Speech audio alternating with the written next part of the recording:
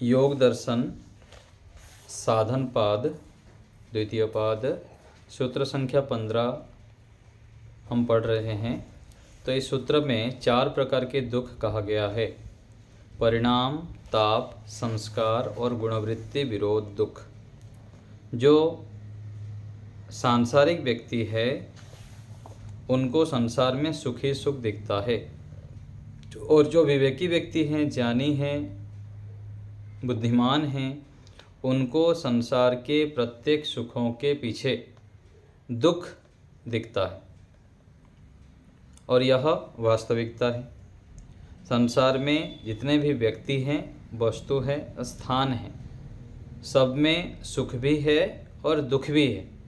सुख ही सुख दिखाई देना क्या है? अज्ञानता है। और सुख के साथ साथ उसके पीछे छिपे हुए दुख को देखते हुए उसको यथा योग्य प्रयोग करना, जितनी आवश्यकता है उतना प्रयोग करते हुए अपने लक्ष्य की ओर जाना, यह बुद्धिमत्ता है। तो परिणाम दुख हम विचार किए थे। परिणाम दुख जब हम विषयों को भोगते हैं तो उस समय हमको उसमें सुख ही सुख दिखाई देता है, और उसको हम अधिक भोग लेते हैं, अधिक उपयोग कर लेते हैं। जब वस्तु का प्रयोग कर लेते हैं, थोड़ी देर बाद फिर उसका दुख शुरू हो जाता है। इसको कहते हैं परिणाम दुख। प्रयोग करते समय अधिक प्रयोग कर लिए, सावधान नहीं रहे, अधिक लोभ के कारण खा लेते हैं, आदि आदि वस्तुओं का प्रयोग कर लेते हैं, और बाद में दुख होता है। ये परिणाम दुख है। ताप दुख क्या है? कोई भी सुख साधन जब हम प्रयोग करते हैं तो वो छीन न जाए हमसे। कोई हमसे मांग के ले गया तो वो कुछ टूट फूट ना जाए, कुछ उसकी हानि ना कर दे, ऐसे सोचते हुए मन में हम दुखी होते रहते हैं। तो ये है ताप दुख। परिणाम दुख से कैसे बचेंगे? जब हम वस्तुओं का यथा योग्य प्रयोग करेंगे, जितना चाहिए उतना प्रयोग करेंगे। लोभ से बचते हुए जब प्रयोग करेंगे, लोभ ना करते हुए प्रयोग करेंगे, तो परिणाम दुख से बच पाएंगे। और ताप दुख से कैसे बचेंगे? ताप दुख से बचने का उपाय है कि ईश्वर का सब कुछ मानना है, स्वामित्व से ऊपर उठना है कि मैं ही इसकी स्वामी हूँ। यदि ऐसे विचार करते हैं तो उसमें थोड़े से भी कमी हो जाए तो फिर हम दुखी हो जाते हैं। और सावधानी पूर्वक प्रयोग करना है, लोभ अधिक नहीं रखना है उस वस्तु पे, तो इससे हम ताप दुख से बच पाएंगे। मान लीजिए हानि हो गया तो हो गया, उसको लेकर यदि अधिक सोचते रहेंगे तो अपने जो ध्यान साधना है, मुख्य कार्य छूट जाएगा। तो ये ताप दुख दूसरा हो गया। तीसरा है संस्कार दुख। संस्कार दुख क्या है? जो भी हम अच्छे बुरे कर्म करते हैं, जब हम अच्छे कर्म करते हैं और अच्छे कोई वस्तु को हम अच्छा मानते हैं, उसको बार बार उपयोग करते हैं, तो उससे संबंधित संस्कार बनता है। और यदि अच्छे व्यवहारों का, अच्छे वस्तुओं का प्रयोग करते हैं, अच्छे क्रियाओं के संस्कार हम इकट्ठा कर रहे हैं, तो हमें लाभदायक होता है। और यदि गलत संस्कार बना देते हैं, अधिक खाने की, अधिक पीने की, अधिक आलस्य प्रमाद करने की, तो वो बार बार जो हम करेंगे वो संस्कार बन जाता है, और गलत आदतों से हम फिर दुखी होते हैं, क्योंकि गलत आदत के संस्कार बन जाता है। बार बार हम वो क्रिया करते हैं, उससे कारण दुख होता है। तो वस्तुओं के प्रयोग करते समय भी हमें सावधान रहना है, जागरूक रहना है कि गलत संस्कार ना बन जाए। कोई भी हम विचारते हैं, विचारने में भी यदि हम सावधान ना रहे, गलत विचारों को इकट्ठा कर लिए, तो वो विचार हमको फिर आगे दुख देते हैं। तो ये संस्कार दुख, परिणाम दुख, ताप दुख, संस्कार दुख हो गया। आगे है गुणवृत्ति विरोध दुख। गुणवृत्ति विरोध दुख क्या है? देखते हैं, पढ़ते हैं। सत्वगुण सुख स्वभाव वाला है, रजस दुख स्वभाव वाला है, तमस गुण जो है मोह स्वभाव वाला है। जब सत्वगुण की प्रधानता और रजगुण तमगुण की अप्रधानता होती है तब सुख की अनुभूति होती है। कब सुख की अनुभूति होती है? जब सत्वगुण की प्रधानता होती है, रजोगुण तमोगुण कम होते हैं। जब रजोगुण की प्रधानता और सत्वगुण और तमोगुण की अप्रधानता रहती है तब दुख अनुभव होता है। जब तमोगुण की प्रधानता और शेष दो गुणों की अप्रधानता होती है तब मोह का अनुभव होता है। इस प्रकार इन तीनों गुणों के परस्पर विरुद्ध स्वभाव से व्यक्ति अशांत रहता है। इसका नाम है गुण वृत्ति विरोध दुख। तो सत्वगुण, रजोगुण और तमोगुण, इनके क्या है? विरोध, आपस में लड़ाई हो रहा है। ये करूं ना करूं, ऐसा करना चाहिए नहीं करना चाहिए, खाने बैठे हैं अधिक खाना चाहिए नहीं खाना चाहिए। एक मन कहता है कि अधिक खा लो, दूसरा कहता है नहीं अधिक खाएंगे तो फिर परिणाम दुख से ग्रसित होना पड़ेगा, संस्कार बन जाएंगे।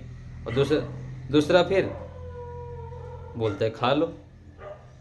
यहाँ पर यह जानना चाहिए कि जब सुख प्रबल रूप में रहता है, जब वहाँ पर अभिभूत रूप में दुख और मोह भी रहते हैं। तो सत्वगुण सुख की स्थिति जब होती है उसके साथ साथ रजोगुण और तमोगुण भी दबे हुए रहते हैं। दिखते तो नहीं है लेकिन दबे हुए रहते हैं। इसी प्रकार से जब दुख प्रबल रूप में रहता है तब वहाँ दबे हुए रूप में सुख और मोह भी रहते हैं। इसी प्रकार से मोह के प्रबल होने पर सुख और दुख दबे हुए रहते हैं। तो तीनों गुणों के विषय में ऐसे ही समझना चाहिए। सुख हो गया, दुख हो गया और मोह, तीनों एक दूसरे के, एक यदि उभरा हुआ रहता है तो दोनों दबे हुए रहते हैं। तो इन तीनों को समझना होगा और कब कौन से हम क्रिया करने पर सत्वगुण बढ़े हुए रहते हैं उसको हमें अच्छी प्रकार से जानना पड़ेगा। मान लीजिए कि हम दो व्यक्ति आ गए, बैठ गया दूसरा व्यक्ति आके हमारे पास और वो दूसरे की दोष गिनाना लग गया, दूसरे की चुगली करना लग गया और उसमें मजा लेने हम लग गए। तो इससे क्या होगा? रजोगुण और तमोगुण बढ़ेंगे। और यदि अच्छे व्यक्ति कोई आ गया हमारे पास, सत्संग करने लगता है, स्वाध्याय करते हैं, दूसरे के गुणों का विचार कर रहा है, साधना से संबंधित, ध्यान से संबंधित, वेदों से संबंधित बातों को बताने लगे, चर्चा करे, तो हमारा सत्वगुण बढ़ता है। ऐसे ही मन में भी शांत बैठे हैं हम, ईश्वर से संबंधित विचार कर रहे हैं, धर्म से संबंधित, न्याय से संबंधित और श्रेष्ठ विचारों को यदि मन में हम लाएंगे तो वहाँ पर सत्वगुण बनेगा। यदि गलत गलत विचार लाएंगे, दूसरे के दोषों को लाएंगे, दूसरे दुखदायी जो हम व्यवहार किए थे अथवा ऐसे स्थितियाँ हमारे सामने आया था उनको हम सामने लाएंगे तो रजोगुण तमोगुण बढ़ेंगे। तो ये सत्वगुण, रजोगुण और तमोगुण तीनों चलता रहता है हमारे अंदर। तो उसके कारण क्या है? अंदर विरोध चलता रहता है, ये करो ये ना करो, ऐसा करना चाहिए ऐसा नहीं करना चाहिए। तो ऐसे स्थिति को कहेंगे गुण वृत्ति विरोध दुख। तो जब व्यक्ति साधक सावधान रहता है और सत्वगुण को ऊपर उठा लेता है तो ये विरोध फिर नहीं रहता है, वो प्रतिष्ठित हो जाता है सत्व में। जो सावधान नहीं है, जिसको पता नहीं है, वह इस दुखों से ग्रसित होता रहता है, बार बार पिसता रहता है। तो इस महान दुख समुदाय का कारण अविद्या है। तो ये चार प्रकार के दुख बताए, इनके मूल कारण क्या है? अविद्या है। उस अविद्या के निराकरण का उपाय तत्व ज्ञान से है। जब हमको पता लग गया कि वस्तु के प्रयोग करते हैं, सावधान नहीं रहेंगे तो परिणाम दुख होगा, फिर उससे छिन जाने के डर से फिर ताप दुख से हम ग्रसित हो जाते हैं। संस्कार बन जाता है सावधान ना रहने पर वस्तुओं के प्रयोग करते समय। जब ऐसे ज्ञान हो गया, तत्वज्ञान हो गया हमें, तो हम सावधान होते हुए इन दुखों से बच सकते हैं। यह योग दर्शन 4 विभागों में विभाजित है। योग दर्शन 4 विभागों में विभाजित है। दुख, दुख का कारण, सुख और सुख का कारण। दुख क्या है और दुख का कारण क्या है? कारण कार्य हम समझते हैं, बार बार हम विचार करते हैं। कारण क्या है? मिट्टी, और कार्य है घड़ा। तो घड़ा है तो उसका कारण क्या है? मिट्टी है। और बाजरे की रोटी हम खा रहे हैं तो उसका कारण क्या है? बाजरे के आटा। तो जहाँ पर ये कार्य है उसका कारण होता है। तो दुख है तो दुख का कारण भी होगा। तो योग दर्शन में दुख के विषय में बताया गया। इस 4 प्रकार के दुख है। दुख का कारण बता दिया, अविद्या है। सुख और सुख का उपाय। सुख क्या है? ईश्वर की प्राप्ति, मोक्ष की प्राप्ति, अपवर्ग की प्राप्ति सुख है। विवेक ख्याति में प्रतिष्ठित हो जाना, क्लेशों को दग्धविज करना ना सुख है। और सुख का कारण क्या है? क्या करने से हम सुख को प्राप्त कर सकते हैं?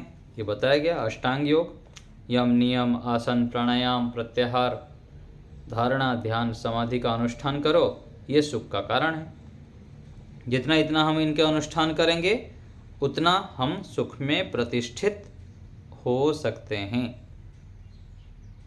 जो व्यक्ति इन चारों को अच्छे प्रकार से जान लेता है और तद अनुसार अनुष्ठान करता है, उसी प्रकार से आचरण करता है, वह कृतकृत्य हो जाता है, उसका जीवन सफल हो जाता है। दुख और दुख को कारण, दुख के कारण को, और सुख के उपाय को जो जानता है। जिस प्रकार से आयुर्वेद के 4 विभाग है, रोग, रोग का कारण, स्वास्थ्य और चिकित्सा। रोग जब हो गया तो रोग के कारण को देखता है, और स्वास्थ्य कैसे हम रह सकते हैं स्वस्थ, और स्वस्थ रहने का उपाय क्या है। इन चारों को जो व्यक्ति जान लेता है वह स्वस्थ और सुखी हो जाता है। तो शरीर की जैसे हम रोगों को निवारण करते हैं, ऐसे ही मानसिक रोगों के निवारण के लिए भी हमें प्रयत्न करना चाहिए। और सबसे खतरनाक क्या है, सबसे दुखदायी क्या है हमारे लिए? मानसिक रोग। व्यक्ति शारीरिक रोगों को हटाने के लिए तो प्रयत्न करता है, लेकिन मानसिक रोग से ग्रसित होता रहता है कई साल तक। उसको दूर करना नहीं चाहता है, उसके उपाय नहीं ढूंढता है कि कैसे मैं मानसिक रोगों को दूर कर सकता हूँ। तो हमें शरीर के साथ साथ मानसिक रोगों को दूर करने के लिए अत्यंत प्रयत्न करना चाहिए। और ये मानसिक रोग यम नियम के पालन करने से, योग दर्शन के स्वाध्याय से, बार बार पढ़ने से, उसके ऊपर विचार करने से दूर हो सकता है। तो दुख मिश्रित सांसारिक सुख छोड़ने योग्य हैं। तो सांसारिक सुख क्या है? दुख मिश्रित है। प्रकृति, बुद्धि आदि विकृति और जीवात्मा का अज्ञान जनित जो संबंध संयोग है वह दुख का कारण है। तो हम जो दुखी रहते हैं, परेशान रहते हैं, हताश निराश रहते हैं, उसका कारण क्या है? प्रकृति के साथ जीवात्मा का संयोग। जब हम शरीर के अंदर आ जाते हैं तब दुख शुरू हो गया, प्रारंभ हो जाता है। यदि दुखों से बचना है तो और शरीर नहीं चाहिए इस जीवन के बाद। शरीर आ गया तो दुख शुरू हो जाएगा। ईश्वर, जीव, प्रकृति, विकृति का शुद्ध ज्ञान, शुद्ध निष्काम कर्म, शुद्ध उपासना नित्य आनंद मोक्ष प्राप्ति का उपाय है। तो ये बता दिया उपाय। शुद्ध ज्ञान, शुद्ध कर्म, शुद्ध उपासना। मोक्ष सुख प्राप्य है। प्राप्य है अर्थात प्राप्त करने योग्य है। जीवात्मा का स्वरूप न प्रापणीय है न त्याज्य है। तो जो जीवात्मा का स्वरूप है वो तो स्वयं है ही, न प्राप्त करने योग्य है न त्याज्य है, न जीवात्मा को एक तरफ करके मैं जीवन जीना चाहूँगा, ऐसे भी ठीक नहीं है। तो मुख्य जो प्राप्य है ईश्वर ही है, और जीवात्मा के स्वरूप जानना तो चाहिए लेकिन उसको प्राप्त करना है ऐसा नहीं, अथवा जीवात्मा के स्वरूप को छोड़ ही देना, केवल शरीर भाव से जीना ये हानिकारक है। तो जीवात्मा अलग हैं और शरीर अलग हैं, मैं इस शरीर से पृथक आत्मा हूँ, इस ज्ञान को तो उपस्थित रखना चाहिए। यहाँ पर यह बात ध्यान देने योग्य है कि ऋषियों ने सुख दुख को हेय माना है। यदि सुख दुख को जीवात्मा का स्वाभाविक गुण मान लिया जाए तो जीवात्मा हेय त्याज्य हो जाता है।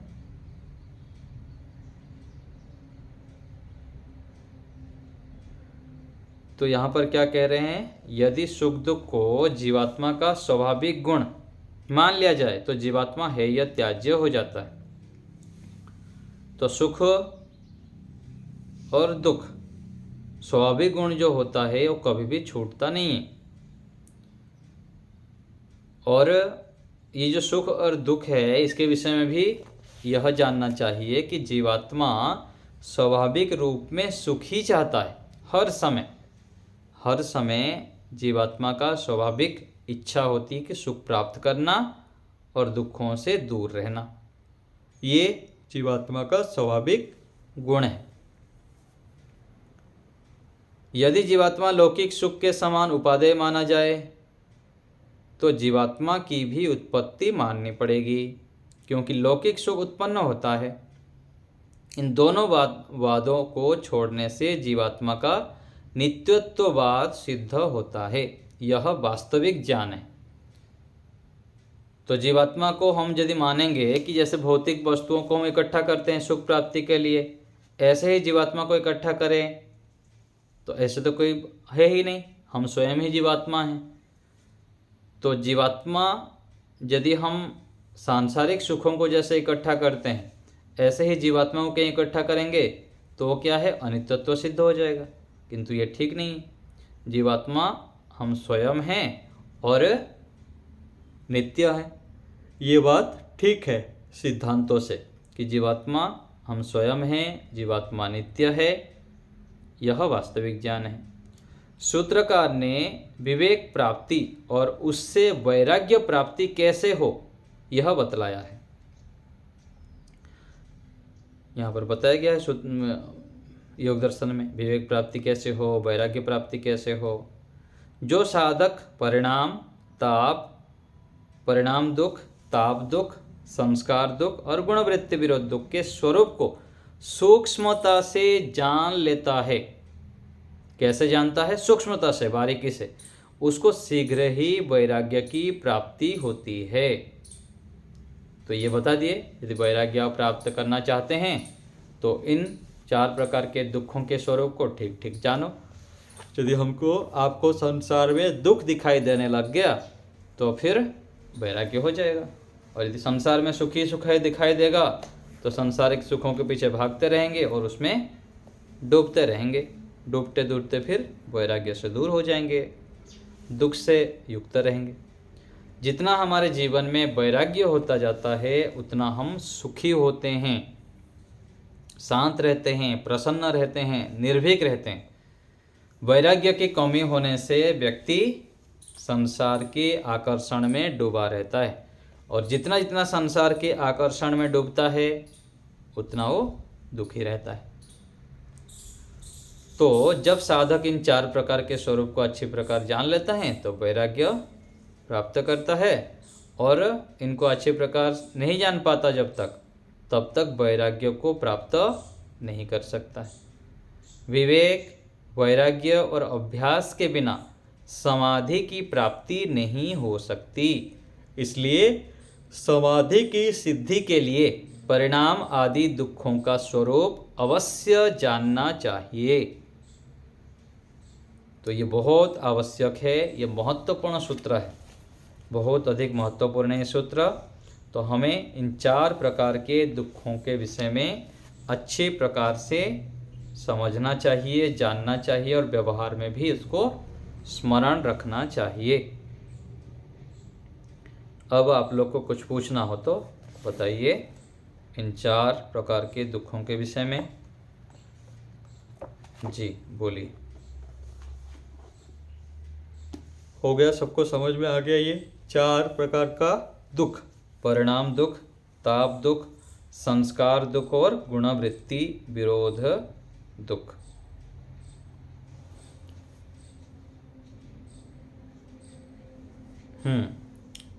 सुदेशना माता जी बोलिए। नमस्ते।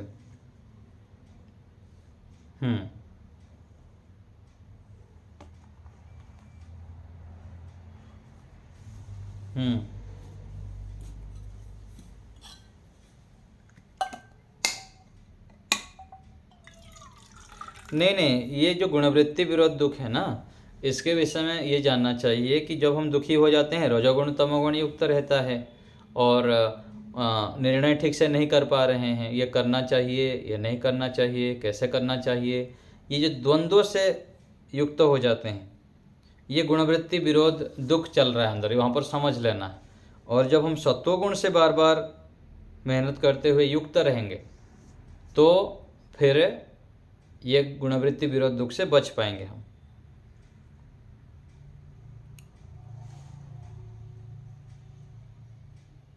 उस समय तो इतना नहीं होगा, लेकिन सामान्य रूप से जान तो सकते हैं ना, फिर आगे के लिए सावधान रह सकते हैं कि मुझको सत्वगुण से युक्त रहना है और रजोगुण तमोगुण से दूर रहना है। यदि ऐसे ऐसे क्रियाएं करूँगा तो फिर दुख से युक्त होऊंगा मैं, दुख होगा मेरे को। और ये जो निर्णय में ठीक से नहीं कर पा रहा हूँ, ये रजोगुण तमोगुण की अधिकता के कारण हो रहा है। ऐसे भी थोड़ा थोड़ा करके समझ में आ जाता है हमें।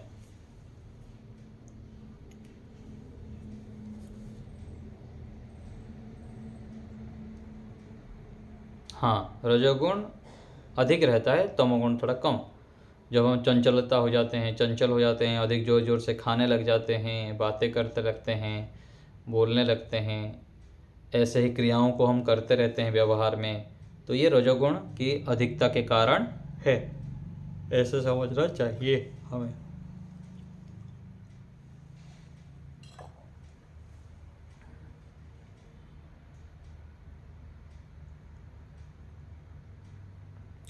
नैमित्तिक गुण ये जो है ना, सुख की प्राप्ति, मुझे सुख ही प्राप्त हो, दुख प्राप्त ना हो, ये स्वाभाविक गुण है जीवात्मा का कि सुख ही सुख मुझको मिले, ये सदा ही ये चाहता है। और दुख बिल्कुल नहीं चाहिए, ये भी जीवात्मा का गुण है, मुझको दुख नहीं चाहिए, सदा सुख ही सुख चाहिए। ये स्वाभाविक गुण है, सुख की प्राप्ति और दुख की अप्राप्ति की इच्छा, ये स्वाभाविक है।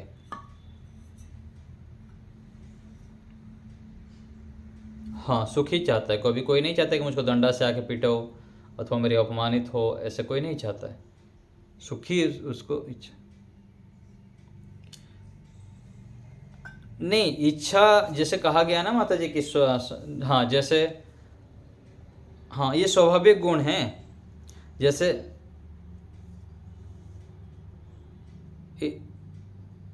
नहीं, सुख दुख स्वाभाविक मतलब क्या, उसमें क्या समझेंगे बताइए?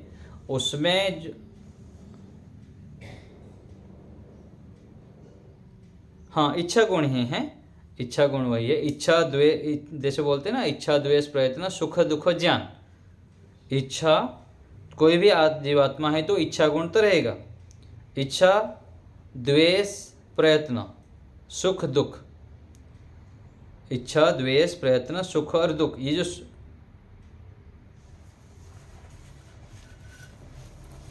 स्वाभाविक गुण नहीं है, अर्थात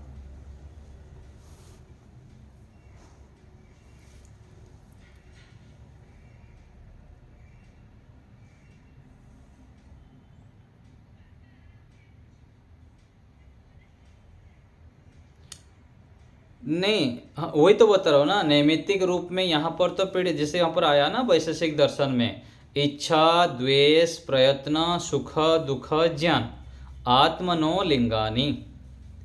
यहाँ पर जो सुख दुख आया है, हाँ, तो ये जो आता है ना सुख और दुख, तो यहाँ पर जो आत्मा का लिंग अर्थात चिन्ह है ना, तो चिन्ह अर्थात क्या है, जहाँ पर भी आत्मा रहेंगे वहाँ पर सुख की इच्छा और दुख से बचना ये स्वाभाविक रूप में रहेगा। हाँ, हाँ ये है। और जो स्वभाव हम बोल रहे हैं ना, स्वभाव मतलब इस रूप में समझना चाहिए कि सुख की इच्छा उसका स्वाभाविक गुण है। और सुखी हर समय सुख रहता है ऐसा नहीं है, हर समय सुखी सुख रहना आत्मा का स्वभाव है। इस रूप में सुख को नहीं जानना चाहिए। सुख की इच्छा जो है ये स्वाभाविक है।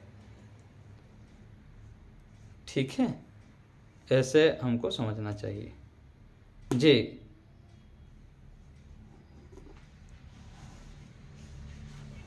हाँ, उस समय सुख रह सकता है क्योंकि वहाँ पर तो कोई गलत काम नहीं करेगा ना। यहाँ क्या है, सुख की इच्छा होते हुए भी नैमित्तिक रूप में अज्ञान आदि संस्कारों के कारण व्यक्ति दुखी हो जाता है और गलत काम करता है इसलिए दुखी रहता है। और जितना जितना व्यक्ति पुरुषार्थ करते हुए धर्मयुक्त कार्य करता है उतना सुखी रहता है। यह है गीता माता जी। जी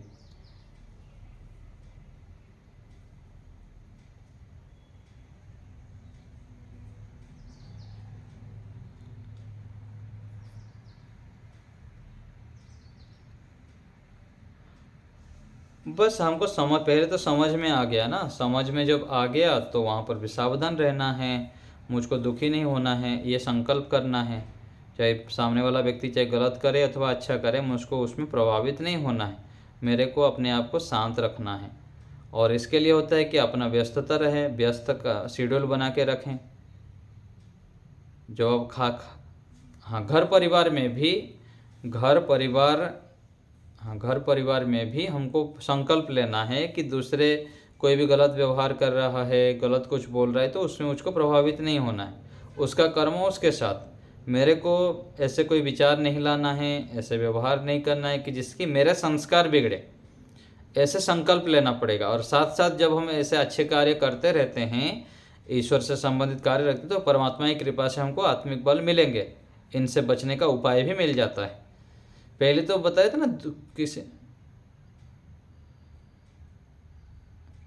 वो तो सोचेंगे, उनका काम है सोचना। दूसरे को हम ठीक नहीं कर सकते हैं, हम अपने आप को ठीक कर सकते हैं। दूसरे हमको जैसे चलाते हैं हम उससे तो नहीं चलते हैं ना। दूसरे हमारे से बहुत अपेक्षाएं रखते हैं, हम हमारे जितनी योग्यता है हम उतना कर सकते हैं। तो हम भी जैसे दूसरे से अपेक्षाएं रखते हैं, उसका लाखों जन्मों का संस्कार है, कितने जन्मों की संस्कार है उसके पास। और हम चाहेंगे ऐसे वो ऐसा करे तो हम ऐसे थोड़ी वो ऐसे थोड़ी करेगा। ये सब हमको ज्ञान को लाना पड़ेगा। ठीक है, हम कभी कभी बता सकते हैं कि आप ऐसे मत करिए, ऐसा करिए, ये आपके हित का है, लेकिन हम अपेक्षाएं अधिक नहीं रख सकते। और अपेक्षाएं रखना ही दुख का कारण है। गलत अपेक्षाएं हम रखेंगे, वो ऐसा कर दे, वो ऐसा कर दे, वो ऐसा क्यों कर रहा है, तो दुखी होना तो ये फिर अज्ञान आता है। इसलिए ये संकल्प करना है कि दूसरे को मैं सुधार नहीं सकता हूँ, स्वयं मैं सुधर सकता हूँ। हाँ, प्रतिपक्ष भाग में लानी है तुरंत कि मुझको ये नहीं करना है, दुखी नहीं होना है, दुखी होना मूर्खता है। समाधान करनी है लेकिन दुखी नहीं होना है। सामने वाला व्यक्ति का संस्कार अलग है, उसका कर्म अलग है, मेरा अलग है, मैं अपना सुधार कर सकता हूँ। ऐसे ऐसे हाँ जी,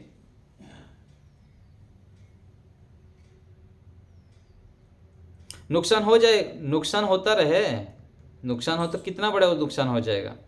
हम तो चाहे, हमारे हाथ में नहीं है ना। यदि नुकसान हो रहा है दूसरे के व्यवहार में, वो तो होगा ही, बड़े बड़े नुकसान होता रहेगा, लेकिन हमारे हाथ में नहीं है। हम दुखी होंगे तो हम अपना ही नाश कर रहे हैं। हमारा शरीर बहुत अमूल्य है। बाहरी व्यवहार में हम सोच रहे हैं कि 50,000 नुकसान हो जाएगा, 1 लाख नुकसान हो जाएगा, और हम जो उसे विचार करते हुए और जो ये कर रहे हैं, हमारा शरीर कितना करोड़ों का, कितना अरबों का है। हमारे शरीर के तंत्र जो खराब हो रहे हैं, हमारा मस्तिष्क खराब हो रहा है, हमारी आयु घट रही है, ये भी तो हम सोच नहीं रहे ना। ये नुकसान तो हमको दिखता नहीं है, दूसरे बाह्य भौतिक नुकसान हमको दिख रहा है। जो हमारे हाथ में है उसको तो हम बचा सकते हैं, उस नुकसान से हम बच सकते हैं, लेकिन दूसरे से हम अधिक नहीं कर सकते हैं। वो चाहे नुकसान होता है तो होता रहे, बस वहाँ पर शांत रहना, तटस्थ रहना है। तो ऐसे भावना लाएंगे तो हम शांत रह सकते हैं। प्रमोद जी, नमस्ते जी।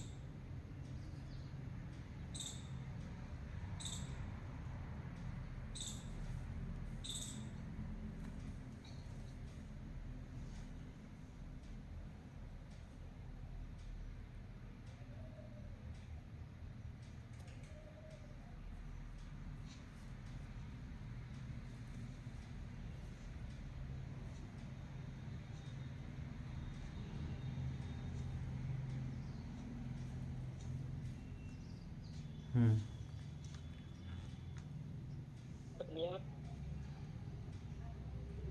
हम्म जलाधिकारी है, लेकिन अब ईश्वर के पास सभी सानिध्य उसका प्राप्त हो जाता है और उनको साध्य मानकर ये जितने ही संसार में चीजें हैं ये सब साधन है ईश्वर को प्राप्त करने के लिए। हमें शरीर जो मिला है, रिश्तेदार मिले हैं, जो भी चीजें हमें मोटर गाड़ी वगैरह मिली है, इनको साध्य मानकर यदि ईश्वर का चिंतन करें और ईश्वर के और करीब जाने का, निकट रहने का प्रयास करें तो ये सब चीजें जो है ना हमको समझ में आ जाएंगी कि हमारे पास आसपास में जो चीजें उनका इस्तेमाल कैसे करना है। क्योंकि ईश्वर के सानिध्य में रहने पर वो गुरु भी है, पिता भी है, माता भी है, भाई बंधु सखा सब है वो। तो इस तरीके से उसकी सुविधा, जिस तरीके से आप किसी डीएम के पास काम करते हो उसकी सुविधा मिलेंगी आपको, वो मिलती ठीक है है। वहाँ पर, बहुत सारी भोजन व्यवस्था आपकी कोई शंका हो तो बताइए। आप यहाँ फिर आपकी कोई शंका हो पाठ से संबंधित तो पूछ सकते हैं। यहाँ आप यदि वर्णन करने लग जाएंगे तो यहाँ बड़े से बड़े सब बैठे हुए हैं, ऐसे वर्णन मत करिए। हाँ नहीं, संक्षेप में। पूछा जाए। हाँ, पाठ से संबंधित कुछ बातें हैं तो पूछ सकते हैं आप वर्णन मत करिए ऐसे, ये ठीक नहीं है। दूसरे जो हाथ उठाए हैं, प्रेम कुमार जी, बस कि ये कितना उत्तम है। प्रेम सचदेवा जी बोलिए। आचार्य जी नमस्ते। नमस्ते जी। आचार्य, एक तो संस्कार दुख समझ नहीं आया कि इसको हम दूर कर सकते हैं या नहीं कर सकते, पहली बात। हाँ, क्यों और भी। दूसरा, हमारे 3 प्रकार के जो दुख हैं वो उनमें आदि आदि आध्यात्मिक दुख, तो जी, आध्यात्मिक दुख में तो परिणाम दुख आएगा, और दूसरा कौन सा दुख आएगा जी आध्यात्मिक में? आप दुख आएगा क्या? आध्यात्मिक में सारे आ जाएंगे। अच्छा, सारे उसी में है। हाँ, लगभग आध्यात्मिक में मेरे हिसाब से तो सारे आ जाएंगे, चारों प्रकार के हाँ। दुख ही आ जाएंगे। क्योंकि आध्यात्मिक दुख को जब हम देखते हैं, आध्यात्मिक दुख क्या है? अपने गलती से होने वाला दुख, सरलता से जब हम कहते हैं जी। तो फिर आध्यात्मिक दुख में सारे आ जाएंगे। क्योंकि परिणाम दुख, ताप दुख, संस्कार दुख, गुणवृत्ति अपने ही गलती से होता है ना। ये जब हम ज्ञानी बन जाते हैं तो नहीं होता है। अच्छा, और आदि भौतिक दुख इनमें से? आदि भौतिक दूसरे से मिलने वाला दुख, हाँ। दूसरे प्राणियों के द्वारा जो दुख हमें मिलता है उसको आदि भौतिक बोलते हैं। तो इनमें से कोई भी हो सकता है, ताप दुख होगा आदि भौतिक में? हाँ, सारे आ जाएंगे। आदि भौतिक में ताप दुख नहीं आएगा। ताप दुख दूसरे जो गलती कर रहा है ना, हम यदि ज्ञान से युक्त होंगे तो दूसरे की गलती से हम प्रभावित नहीं होते हैं, वो गलती करता ही रहिए। अच्छा अच्छा। तो इसीलिए ऐसे ही मुझको समझ में आ रहा है कि आध्यात्मिक के ही सारे दुख ले लेंगे। जब हम विवेकी हो जाते हैं तो इन सभी दुखों से हम बच पाते हैं। और ये संस्कार दुख नहीं समझ आया। संस्कार दुख हम अच्छे भी करते हैं और बुरे भी करते हैं।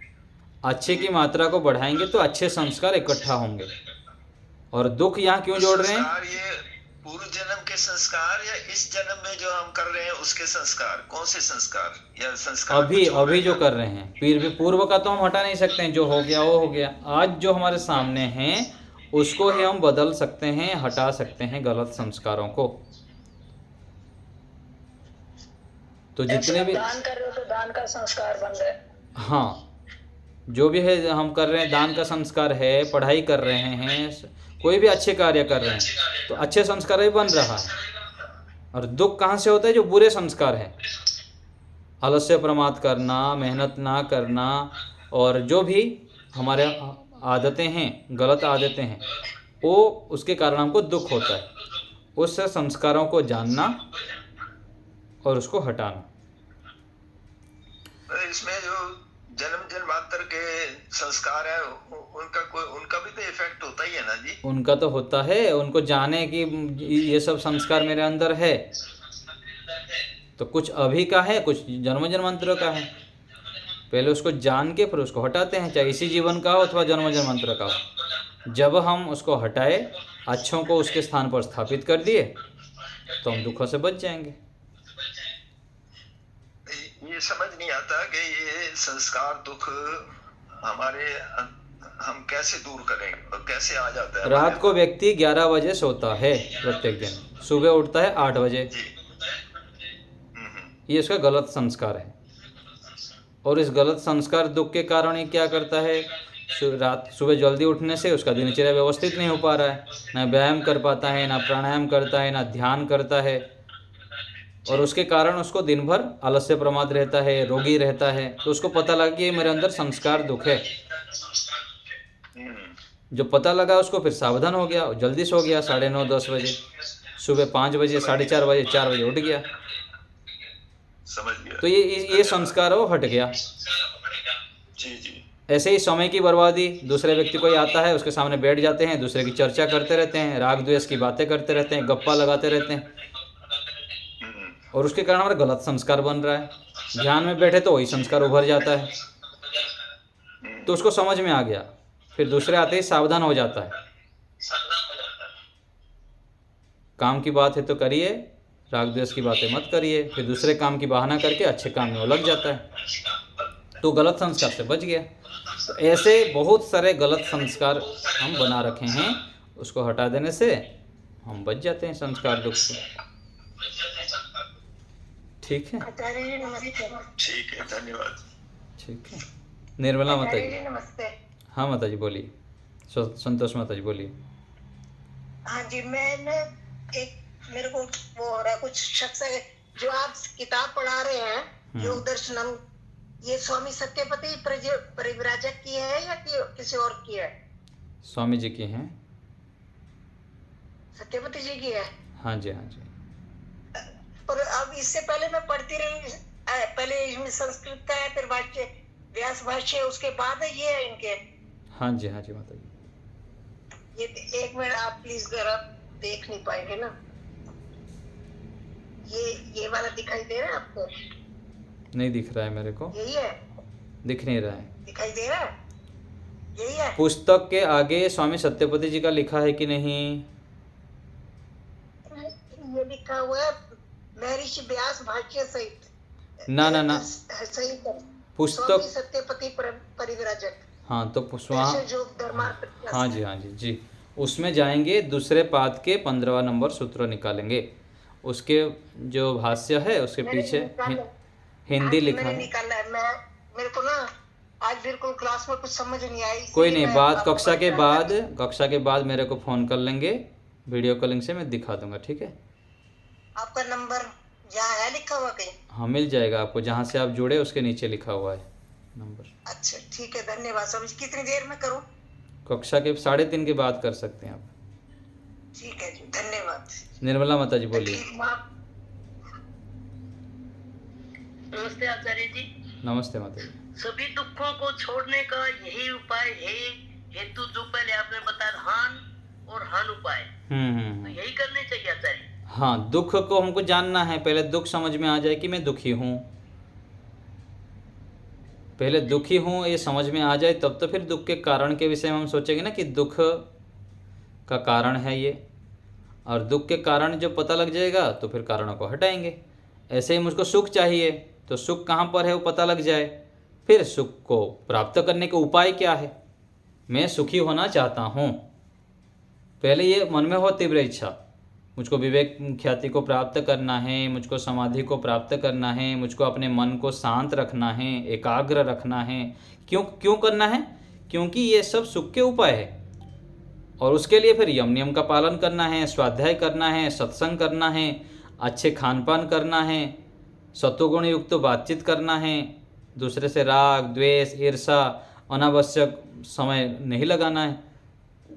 तो ये सब क्या है? सुख प्राप्ति के उपाय है। यदि ये सब नहीं करते हैं तो ये सुख प्राप्त होगा, और यदि करेंगे तो दुख मिलेगा। तो ऐसे करके हम सुख दुख, दुख के उपाय, दुख के कारण, सुख सुख के उपाय को जब जानते हैं तो हम फिर सुख प्राप्त कर लेते हैं सुख को। इससे हम भविष्य में आने वाले दुख को हटा सकते हैं ना? हाँ जी, हाँ जी, हाँ। अभी तो जो हो गया, आगे के लिए कर सकते हैं। इनको समझ करके ये सारे जो दुख आपने बताए, इनको जो है भविष्य में आने वाले उसको रोक सकते हैं। हाँ जी, हाँ जी, जी, ठीक है, धन्यवाद जी। ठीक है। और कोई बात?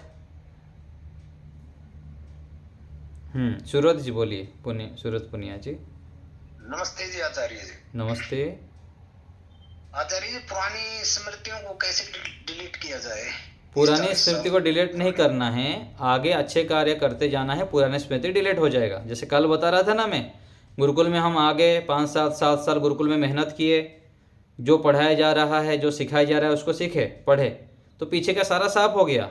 हमारा घर कहाँ है, परिवार कहाँ है, साथी मित्र क्या है, सब हट गया। उसके लिए थोड़ी मेहनत करना पड़ा मेरे को। व्यक्ति के पास जब काम नहीं होता है, बैठा रहता है, तो गलत पीछे का स्मृति आते। अच्छे कार्य में लग जाएंगे, स्वाध्याय में, सत्संग में, परोपकार में, यज्ञ में, दान में, तो पीछे का सारा साफ हो जाएगा, अच्छे संस्कार सब इकट्ठा हो जाएंगे। समझ रहे हैं? हाँ, अच्छे कार्यों को करते जाइए, स्वाध्याय करिए, सत्संग करिए, जो पढ़ते हैं सुनते उसको लिखिए, उसको फिर याद करिए, आश्रम में जाके रहिए, बीच बीच में शिविर कीजिए, अच्छे गुरुजनों के सानिध्य में रहिए, बार बार उनको सुनिए, पढ़िए, क्या कह रहे हैं उसको नोट बनाइए। ऐसे अच्छे कार्य में लग जाएंगे तो पीछे का सब साफ, कोई मेहनत करना जरूरत नहीं उसको हटाने के लिए। धन्यवाद जी, धन्यवाद। ठीक है, और कोई बात? हो गया सबका? ठीक है, यहीं रखें, आज यहीं रखते हैं। चलिए।